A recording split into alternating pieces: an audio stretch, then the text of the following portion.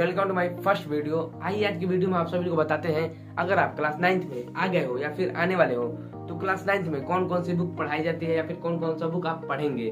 तो class 9th में basically NCERT पढ़ाया जाता है। क्या पढ़ाया जाता है? एनसीईआरटी का बुक पढ़ाया जाता है। तो एनसीईआरटी में तो पहले आप परिचित होइए कौन कौन सा बुक है। जैसे देखिए हिंदी आप पढ़े हैं 1 से लेके तक। इंग्लिश भी पढ़े हैं, फिर उसके बाद से साइंस भी पढ़े हैं, फिर उसके बाद से एसएसटी भी पढ़े हैं, मैथ भी पढ़े हैं। तो यह 5 सब्जेक्ट आप पढ़ ही चुके। इन्हीं 5 सब्जेक्ट को आप पढ़ते आए हैं 1 से लेकर 8 तक। तो चलिए आप देखते हैं हिंदी यहाँ पे कितने पार्ट में डिवाइड होता है। हिंदी यहाँ पे 3 पार्ट में डिवाइड हो जाता है। जैसे कि आप हिंदी पढ़े होंगे, फिर व्याकरण पढ़े होंगे, लेकिन यहाँ पे यही 2 नहीं है, 2 और बढ़ जाता है यहाँ पर। जैसे कि हिंदी में हम क्या पढ़ते हैं? क्षितिज। पहला पार्ट क्या आता है? क्षितिज और कृतिका। पार्ट फर्स्ट क्या है? क्षितिज है। पार्ट सेकंड क्या है? कृतिका है। अब व्याकरण तो अलग हम पढ़ते हैं। तो क्षितिज में हम क्या पढ़ते हैं? क्षितिज में हम क्या पढ़ते हैं? एक काव्य खंड होता है, एक गद्य खंड होता है। तो काव्य खंड में हम क्या पढ़ते हैं? सिर्फ कविता पढ़ते हैं। और गद्य खंड में हम कहानी पढ़ते हैं। तो पहले हमारा गद्य खंड आता है क्षितिज में, पहले हमारा गद्य खंड आता है, फिर उससे काव्य खंड आता है। तो हम गद्य खंड भी पढ़ते हैं, काव्य खंड भी पढ़ते हैं, यानी कहानी और कविता दोनों पढ़ते हैं हम किसमें? क्षितिज में। और कृतिका में हम क्या पढ़ते हैं? कृतिका में यहाँ पे हम सिर्फ कहानी पढ़ते हैं। कहानी सिर्फ हम इसमें क्या पढ़ते हैं? कृतिका में सिर्फ कहानी पढ़ते हैं। फिर उसके से व्याकरण में हम पढ़ेंगे उपसर्ग के विषय में, फिर प्रत्यय के विषय में, समास के विषय में, वाक्य के भेद के विषय में, अलंकार के विषय में और निबंध, इस टाइप के मतलब बताते हैं लोग। तो इसमें हम क्या पढ़ेंगे? व्याकरण पढ़ेंगे। व्याकरण से आप लोग पहले से भी परिचित हैं। व्याकरण में क्या क्या पढ़ाया जाता है पहले से आप लोग परिचित हैं। अब देखिए, अब इंग्लिश की बात करते हैं। इंग्लिश जैसे कि हिंदी का 3 पार्ट होता है, वैसे ही इंग्लिश का भी 3 पार्ट होता है। तो ग्रामर से आप लोग परिचित ही हैं। फिर उसका हम बात करते हैं सिर्फ बिहाइव और मूवमेंट्स का। बिहाइव यानी इंग्लिश में हमारा क्या आता है? पहला पार्ट आता है बिहाइव, दूसरा पार्ट मूवमेंट्स। तो बिहाइव में हम क्या पढ़ते हैं? बिहाइव में हम पढ़ते हैं स्टोरी और पोयम, यानी कहानी और कविता। इस बिहाइव में क्या आता है? कहानी और कविता दोनों आ जाता है। जैसे कि आप बिहाइव का बुक से देख सकते हैं, यानी यही है बिहाइव का बुक।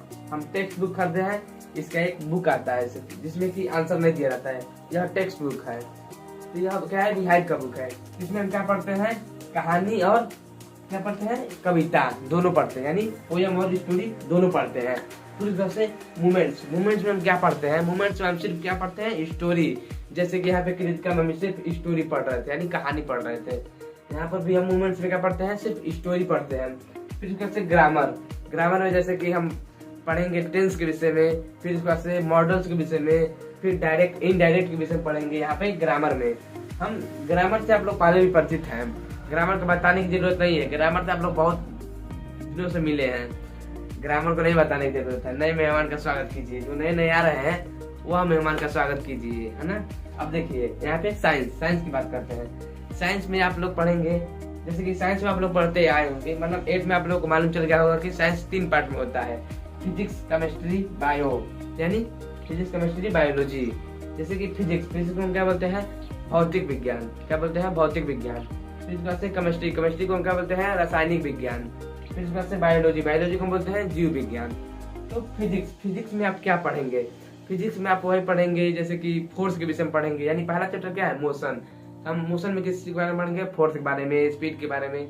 इसमें कुछ न्यूमेरिकल आता है, कुछ डेरिवेशन आता है। न्यूमेरिकल वह होता है जैसे कि मैथ के क्वेश्चन जैसा ही रहेगा, सॉल्व द प्रॉब्लम जैसे आता है मैथ के क्वेश्चन में, वैसे ही वो यहाँ पर भी रहेगा। लेकिन इसका हमें फार्मूला दिया रहेगा, फार्मूला के बेस पे हम क्या करेंगे? निकालेंगे इसका आंसर। न्यूमेरिकल वह होता है। डेरिवेशन जैसे कि हम लोग को डिफिनीशन मिल जाएगा, इस टाइप का डिफिनीशन आता है। जैसे फोर्स क्या होता है, स्पीड क्या होता है, इस टाइप का डिफिनीशन आएगा फिजिक्स में। और इसी टाइप का आता है 9th, यार बहुत आसान है। फिर उसके बाद से केमिस्ट्री में देखिए, केमिस्ट्री में आप पढ़ेंगे एलिमेंट्स के विषय में, एटम के विषय में, मैटर के विषय में। यानी हम क्या करेंगे? यानी हम सबसे छोटी चीज के बारे में पढ़ेंगे केमिस्ट्री में, यानी रसायन विज्ञान। जैसे कि केमिस्ट्री में हम बेसिकली पढ़ेंगे क्या? मैटर के विषय में पढ़ेंगे। फिर उसके बाद से मैटर प्योर होता है, इम्प्योर होता है, मिक्सचर होता है, कोलाइडल होता है, सस्पेंशन होता है, इस टाइप का मतलब बहुत सारे आते हैं जिसको हम लोग, अरे यार केमिस्ट्री बहुत आसान है यार, कहते हैं लोग बस मुश्किल है। बस एक बार समझोगे, समझना बहुत इसमें आसान लगता है। एक बार समझ लोगे लेकिन नहीं जल्दी भूलोगे भी। लेकिन केमिस्ट्री को समझना चाहिए, कैसी चीज समझना चाहिए, समझोगे तो आसान लगेगा। कोई भी चीज समझने से आसान हो जाता है, न कि उसे मतलब सुलझाना तो आसान ही है, लेकिन समझना भी उसे आसान समझो। समझना भी एक हर एक चीज का, जैसे कि दवाई हर एक चीज का क्या करता है, इलाज करता है ना, वैसे ही समझना हर एक चीज का इलाज कर देता है। यहाँ पे बायोलॉजी में देखो, बायोलॉजी में तुम बेसिकली क्या पढ़ोगे, बायोलॉजी में तुम पढ़ोगे जैसे कि आसपास में हमारा एग्रीकल्चर हुआ, फिर उसके बाद से ह्यूमन के विषय में पढ़ोगे, फिर उसके बाद से एनिमल्स के विषय में पढ़ोगे, फिर उसके बाद प्लांट के विषय में पढ़ोगे। इस टाइप का अलग अलग स्ट्रक्चर पढ़ोगे तुम। क्या चीज, जैसे कि पहला लेसन है फंडामेंटल, तो पहला चैप्टर क्या है, पहला चैप्टर इसमें सेल, क्या चीज है, पहला बायोलॉजी का पहला चैप्टर है सेल। दूसरा क्या है, टिश्यू, मतलब सेल के विषय में पढ़ेंगे, कोशिका के विषय में पढ़ेंगे, टिश्यू के ऊतक के विषय में पढ़ेंगे बायोलॉजी में। फिर कैसे क्या आता है एसएसटी में अब तुम क्या पढ़ोगे, एसएसटी में तुम जिससे परिचित हो, 8 में आए होगे तो तुमको टीचर बताए होंगे क्या चीज, हिस्ट्री, सिविक्स, जियोग्राफी। यानी फिर एसएसटी में तुम क्या पढ़ोगे, बेसिकली हिस्ट्री, सिविक्स, जियोग्राफी, इन तीनों से तो परिचित ही हो। तुम्हारे लिए नया कौन है, इकोनॉमिक्स, यानी इकोनॉमिक्स को समझना पड़ेगा तुम्हें। चलो हिस्ट्री को बताते हैं। हिस्ट्री में तुम क्या पढ़ते होगे, मतलब इतिहास पढ़ते हो, इसके पहले भी पढ़े हो इतिहास, हिस्ट्री में इतिहास पढ़ोगे।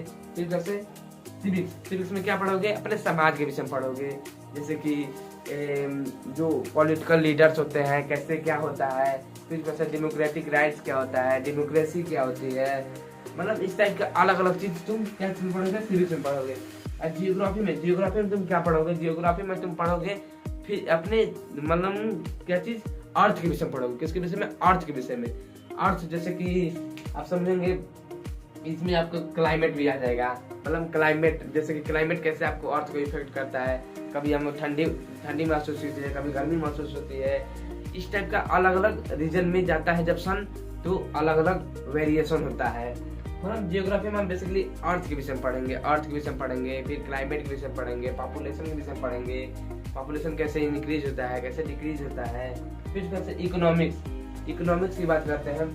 इकोनॉमिक्स में आ जाता है आपको, इकोनॉमिक्स में आता है अर्थशास्त्र, इकोनॉमिक्स में आता है अर्थशास्त्र। देखिए इकोनॉमिक्स क्या करता है, इकोनॉमिक्स बेसिकली आपको मतलब रहना, मतलब कैसे अच्छा खाना प्रोवाइड करें, कैसे अपने आप को मतलब वेल मेंटेन रखें, मतलब पैसा कैसे अर्न करें। यहाँ पर भी आपको मेथड बताया जाता है, अलग अलग मेथड बताया जाता है।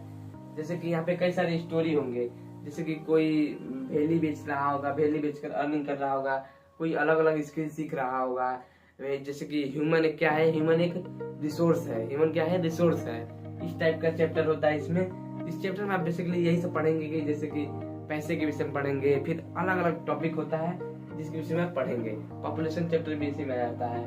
फिर उसके बाद से पांचवा सब्जेक्ट क्या है, मैथ में आप क्या पढ़ेंगे, मैथ में जैसे कि आप आर्य शर्मा पढ़ सकते हैं, एनसीईआरटी का मैथ लगा सकते हैं, फिर उसके बाद से आर.डी. शर्मा लगा सकते हैं। इस टाइप का मैथ में नहीं कोई प्रॉब्लम है, मैथ जो आप लगाना चाहें अपने मन से लगा सकते हैं या फिर कर सकते हैं।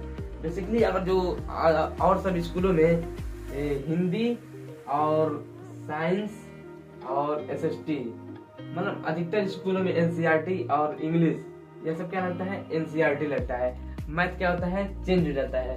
जैसे कि हमारे स्कूल में क्या हो गया है, साइंस का जो बुक है वह चेंज हो चुका है, एनसीईआरटी नहीं लगता हमारे स्कूल में, मतलब हमारे स्कूल में एनसीईआरटी नहीं लगता है। हिंदी सिर्फ एनसीईआरटी लगता है, इंग्लिश सिर्फ एनसीईआरटी लगता है, एसएसटी लगता है। शायद आप जिस स्कूल में जा रहे हैं आपके स्कूल में लगे जो साइंस का बुक है वह एनसीईआरटी लगे। तो एनसीईआरटी को समझने के लिए आप एकदम एक एक लाइन को फोकसली पढ़ें, या फिर मैं अभी कुछ दिनों में सीरीज लाने वाला हूँ जैसे कि एनसीईआरटी एकदम बुक से पढ़ाएंगे आप लोगों को। बुक से पढ़ना होगा, बुक से आप लोग पढ़ेंगे, एक एक लाइन की मैं मतलब बताऊंगा, एक एक लाइन का मतलब बताऊंगा, एक एक लाइन क्या कह रहा है। एक एनसीईआरटी पढ़ने का एक अच्छा मेथड होता है, जिस मेथड के साथ आप लोगों को पढ़ना चाहिए, समझना चाहिए और समझिएगा भी। Okay, thanks for watching video. जय हिंद।